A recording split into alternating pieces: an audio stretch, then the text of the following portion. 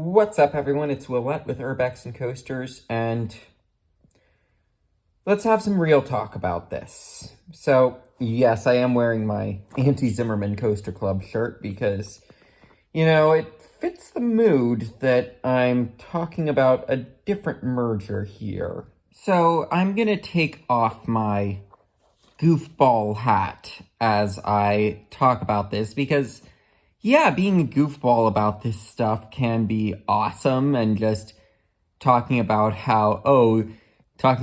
Zimmerman just doesn't like enthusiasts and he's doing all this because he doesn't like enthusiasts. Like, that's fun to do and I like to be that way, but for the purpose of this video, I'm taking off my goofball hat when talking about Palace and Herschend.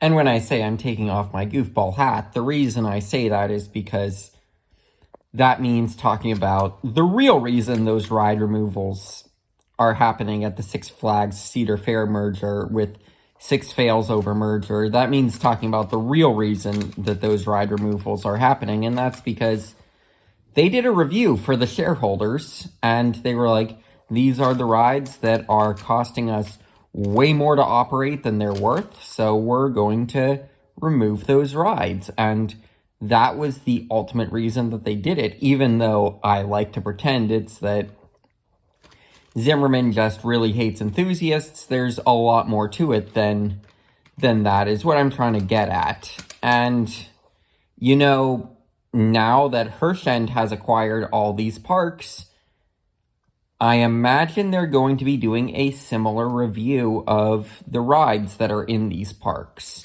and being like, okay, what can we afford to get rid of, sort of thing.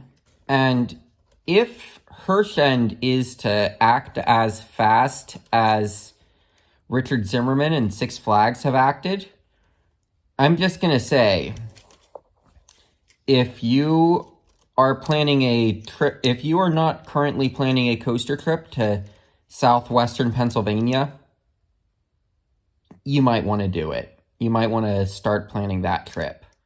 Like, I know there have been rumors about Idlewild closing for the past few years, and, at this point, now that it's not a company where the park management might be able to say no to corporate, like, say, Kennywood did after Palace was like, you're getting rid of Kangaroo.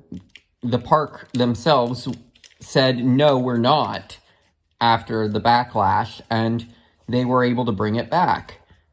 I don't know if Herschend is going to tolerate that like Palace did. So I mentioned that I know I've seen rumors about Idlewild potentially closing, but, that's only the beginning. Because at Kennywood, you've got a lot of rides that are from manufacturers that don't exist anymore. You've got the aforementioned Kangaroo, you've got the Turtle, you've got the Whip, you've got Noah's Ark. Rides that they've got to make the parts for in-house, and I can't imagine that's exactly cheap, but for the people that do it, they love doing it, and they care about preserving those rides for generations and generations, so it's something that's been done. But now that you've got the eyes of a corporation that is, by the way, after this takeover that they're doing, bigger than Cedar Fair was. You've got a corporation that's bigger than Cedar Fair was before Six Fails over merger happened. So let's not pretend we're not talking about a mega corporation here. So we've got a mega corporation that is going to be definitely reviewing assets. What do you think they're going to do when they see flat rides from the 1930s that are from companies that don't exist anymore? Like, I can see it now. To bring Kennywood up to Herschend standard of theming, let's say that they send Confusion Hill at Idlewild over to Kennywood. They send the slides in Soak Zone at Idlewild over to Sandcastle.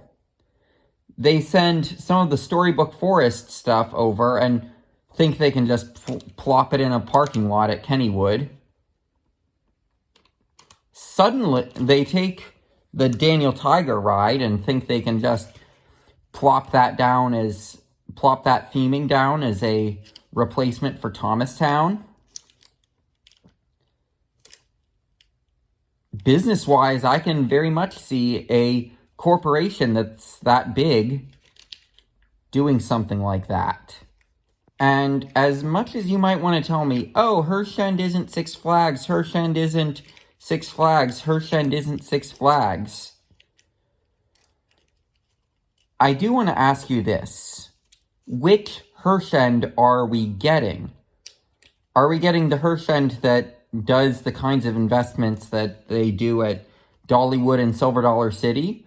Or are we getting the Herschend that buys a park, lets it sit for years and years and years, not doing anything, for a few years not doing anything to it, and then suddenly decides to remove a bunch of rides without even announcing that they're going to be getting removed, like they did with Cheetah and like they did with the Raging Rapids River Raft ride at Kentucky Kingdom that used to be a Penguins Blizzard River, I believe it was. But are we talking about that company that you're saying don't compare them to the Zimmermaning of rides? Are we really going to say that? Because it's not like they haven't done it before, because the reason I'm comparing them to it is because they have done it before. That's the point I'm trying to make here. So ultimately, at the end of the day, what is the big takeaway? Well, if you care about riding a lot of the classic flat rides at Kennywood, get there. I don't know how much longer they're going to be around with now a corporation that's larger than the former Cedar Fair in charge. I don't know how much longer those rides are going to be there. You want to go to a theme park like Idlewild, which is, by the way, a legit theme park. If you heard some of the things I was mentioning, it's not just an amusement park for kids. It's a legit theme park. You want to get your chance to go to Idlewild? Get there. Because southwestern Pennsylvania is going to be losing big off of this takeover, I believe, when they are doing the